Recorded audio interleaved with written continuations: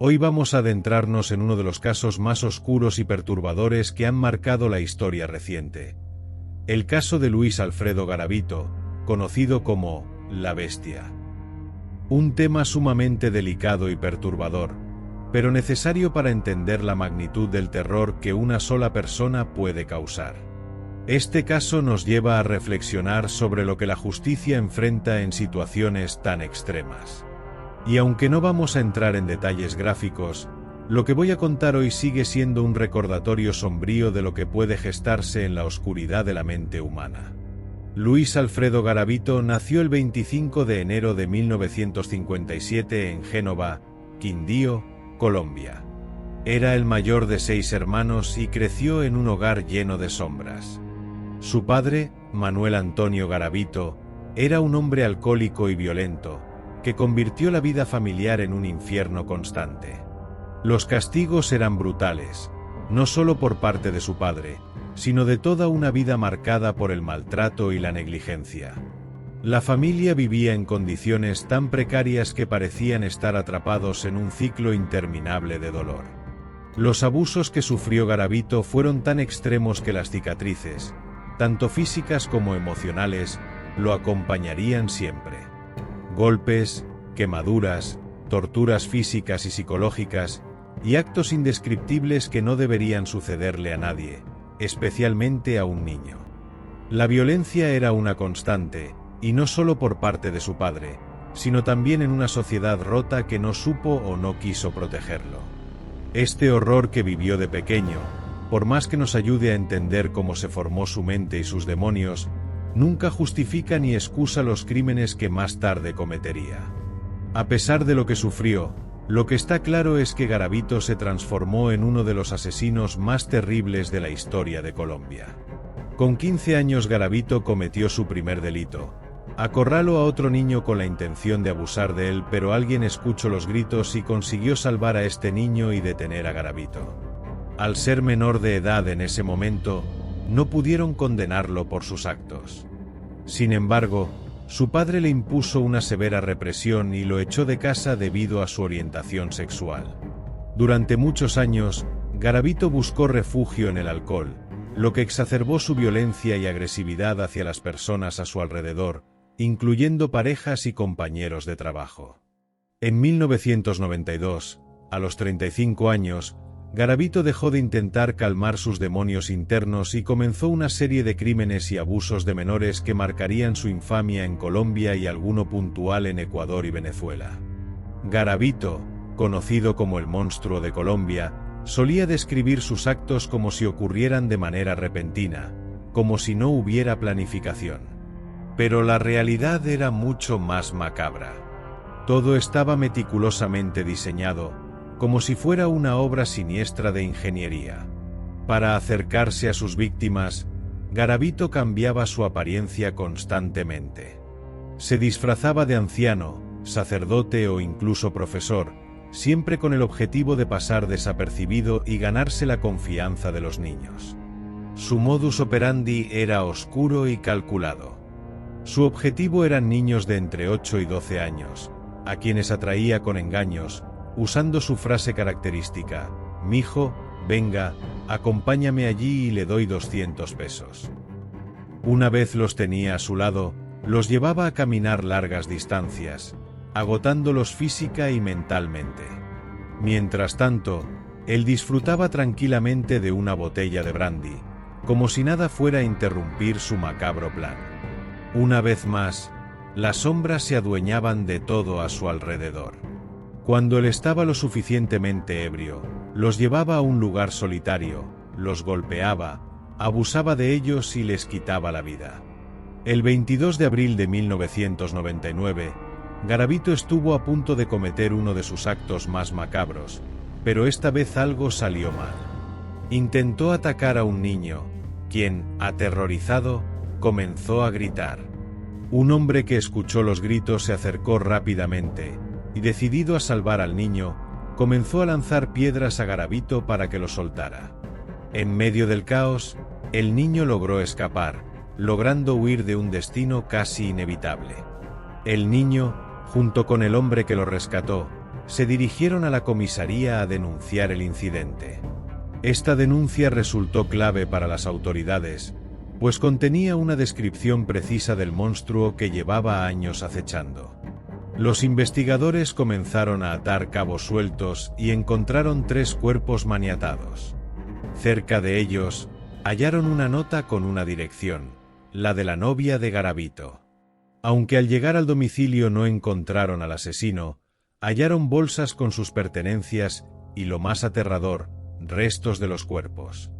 Esto fue solo el inicio de una búsqueda que se prolongó durante años, y se convirtió en una de las más complejas y aterradoras de la historia.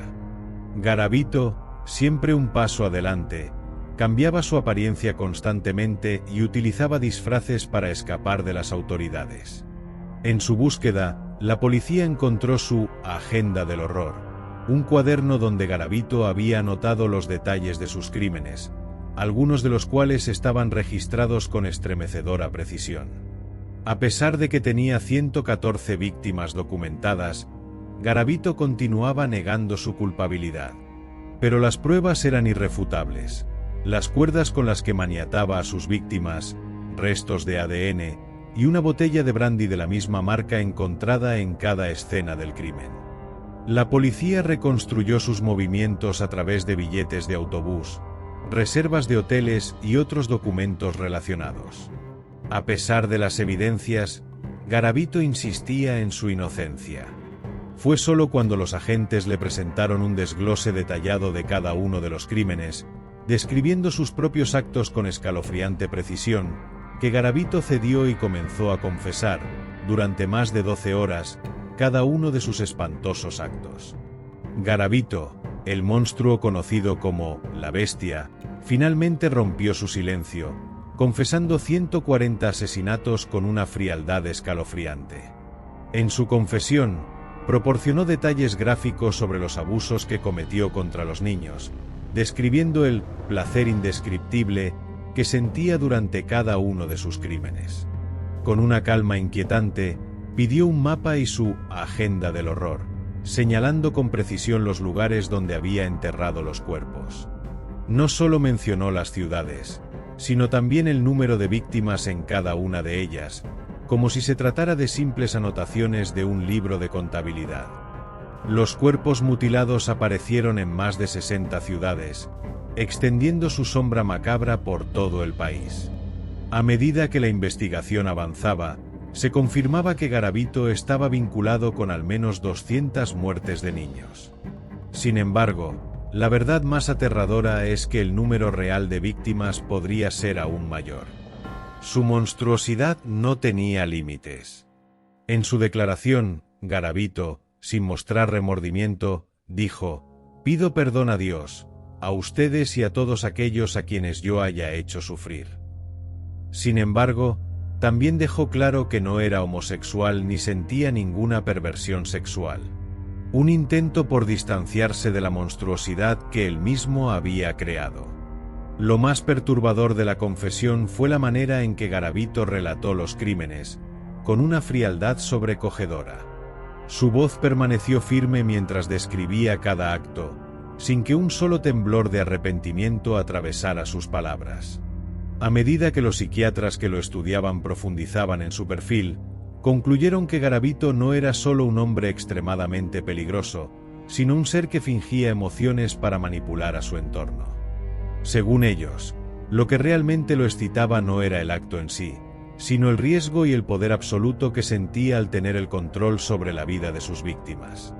Garavito, en su confesión, fue extremadamente claro al relatar cómo, cada vez que tomaba brandy, sentía una fuerza extraña que lo impulsaba a buscar a un niño. Cada noche, algo dentro de mí me llevaba a cazar nuevas víctimas, relató sin titubear, como si estuviera describiendo un impulso fuera de su control. Esta fuerza lo llevaba no solo a cometer horribles crímenes, sino a realizar ritos satánicos con los cuerpos de los niños, lo que él justificaba diciendo: «Hice un pacto con el diablo». Además, no dudó en señalar los supuestos abusos que había sufrido de su padre como una explicación de su comportamiento, como si esto pudiera restarle responsabilidad. Durante su condena, Garavito pasó la mayor parte del tiempo aislado en su celda, donde se dedicaba a fabricar pendientes y pulseras. Temían que fuera víctima de represalias por parte de otros reclusos, dada la naturaleza de sus crímenes. Aunque prefiero no emitir juicio sobre el asunto, es inquietante pensar que un hombre como él pasaba sus días en tal relativa tranquilidad, lejos de las víctimas que dejó en su camino.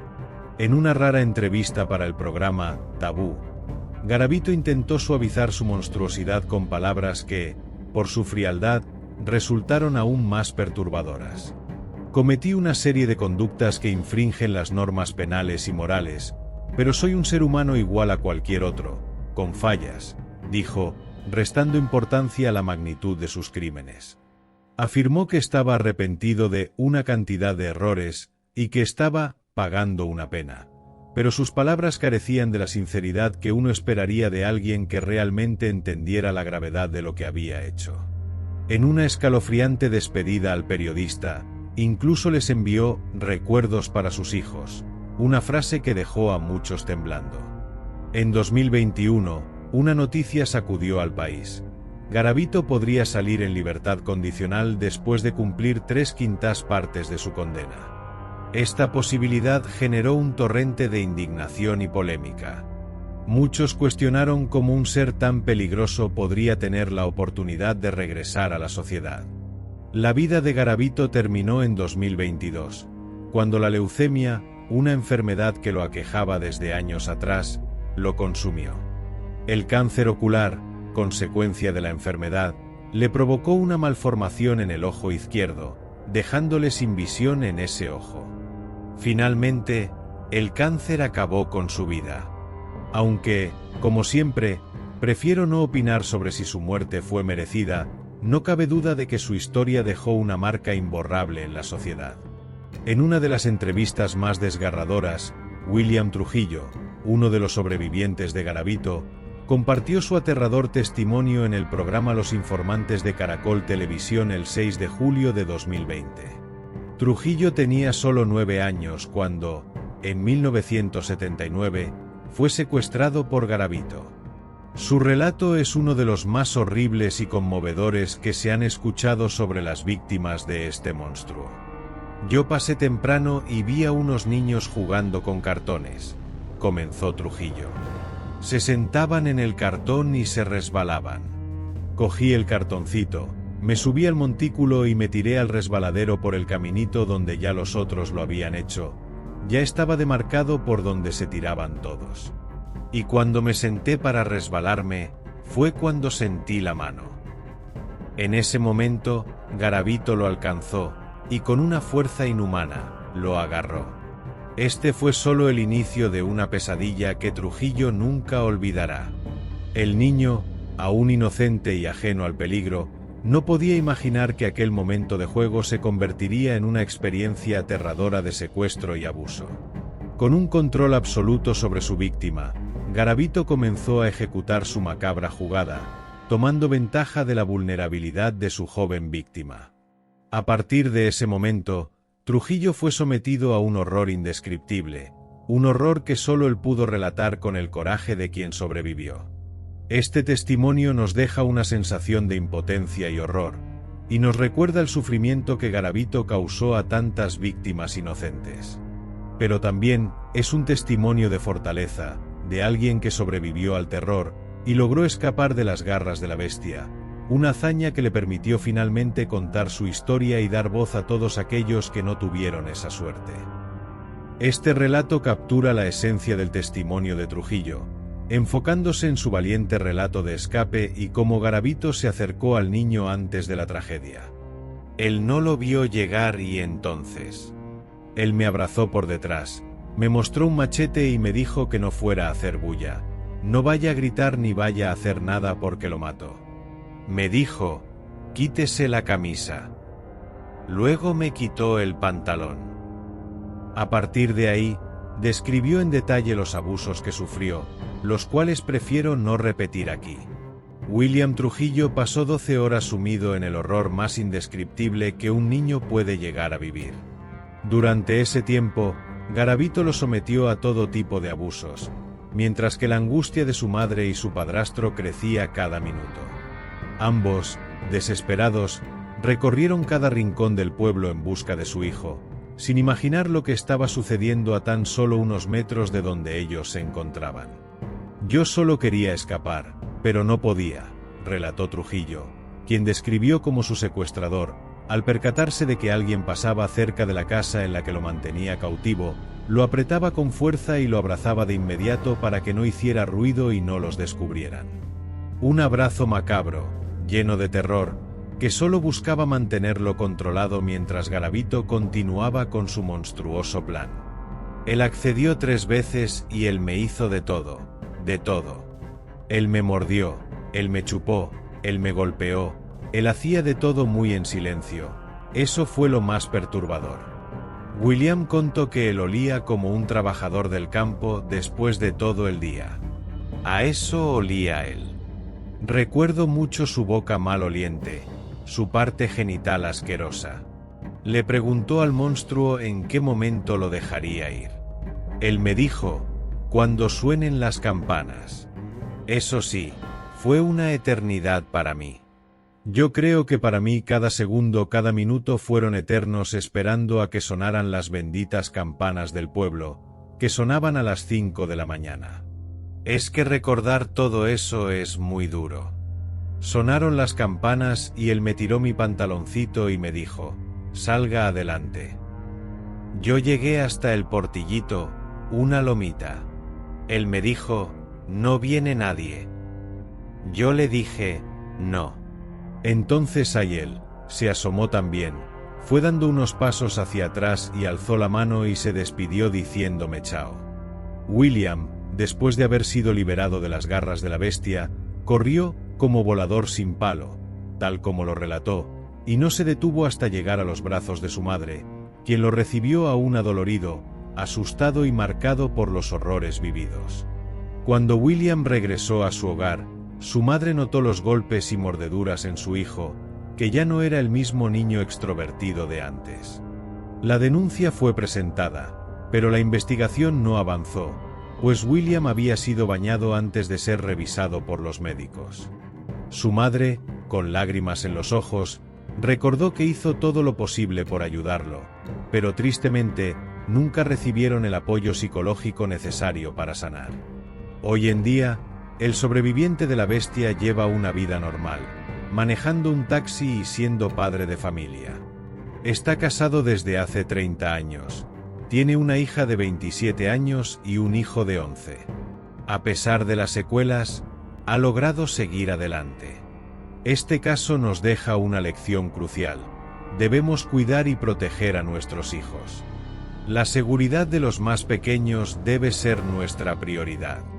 La historia de Garavito nos hace cuestionarnos muchas cosas sobre la humanidad, pero también nos recuerda la importancia de la prevención y de estar alerta para evitar que algo así vuelva a suceder.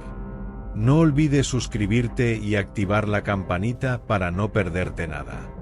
Déjame tus comentarios y preguntas sobre este caso. Y así llegamos al final de nuestra investigación de hoy. Hasta pronto, leones.